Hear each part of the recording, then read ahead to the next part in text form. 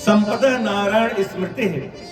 संपत्ति तो वही है जहां भगवान का नाम स्मृति हमारे मन में हमेशा होता रहे, और जैसे ही उनकी स्मृति नहीं आती है वैसे ही विपत्ति का आगमन हो जाता है। विपदा नारायण विस्मृति है, नारायण को भूल जाना ही विपत्ति है। गोपियां भी कहती हैं कि चलो सखी, हे सखियां चलो, चलो सखी जह जाइए जहां बसे ब्रजराज। चलो सखी जह जाइए जहां बसे ब्रजराज। वो रस बेचत हरि मिले एक पंथ दो कार। वो रस बेचत हरि मिले एक पंथ दो कार।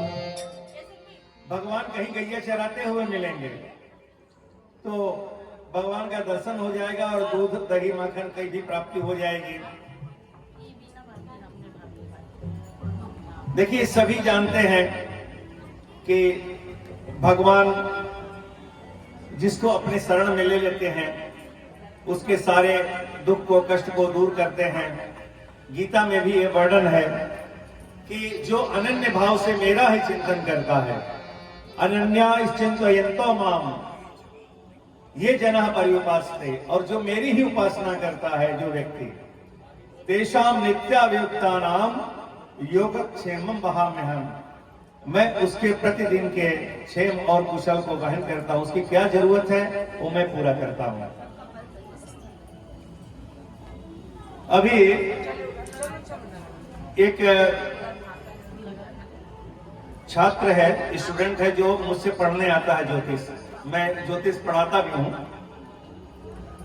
तो एक दिन वो कहा कि सर मैं आपसे अपना जन्मपत्र दिखाना चाहता हूं, आपसे कहां मिलूं।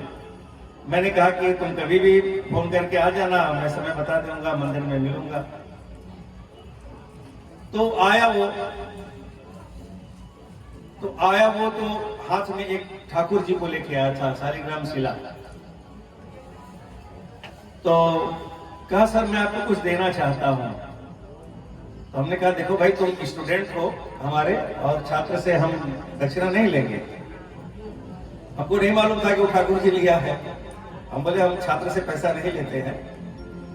तो बोला नहीं गुरुजी, पैसा नहीं है, मैं आपको कुछ देना चाहता हूं, आप ले लीजिए।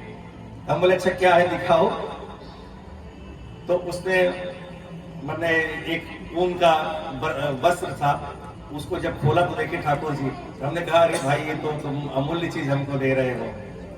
तो उससे बात हुई तो पता चला वो इंजीनियर था, बेंगलोर में जॉब करता था, सॉफ्टवेयर इंजीनियर, और वो सब कुछ छोड़ करके दीक्षा ले लिया है गौड़ी मठ में, और वो खाली भगवान का भजन करता है।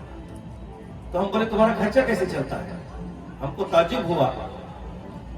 बोला बस चल जाता है, भगवान का प्रसाद मिल जाता है, और कभी कभी कोई भजन कीर्तन में बुला लेता है तो कोई कुछ स्वेच्छा से दे देता है तो ले लेते हैं, इसी से हमारा खर्चा चलता है। तो हमको आश्चर्य हुआ कि मतलब इतना पढ़ा लिखा योग्य व्यक्ति और सब कुछ छोड़ के। तो हमने कहा कि ज्योतिष क्यों सीखना चाहते हो? तो कहा कि इससे मैं लोगों का उपकार करूंगा।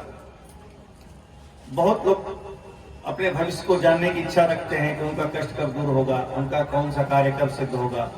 तो लोगों के लिए हम ये सीखना चाहते हैं। तो ऐसे भी लोग इस धराधाम पे हैं।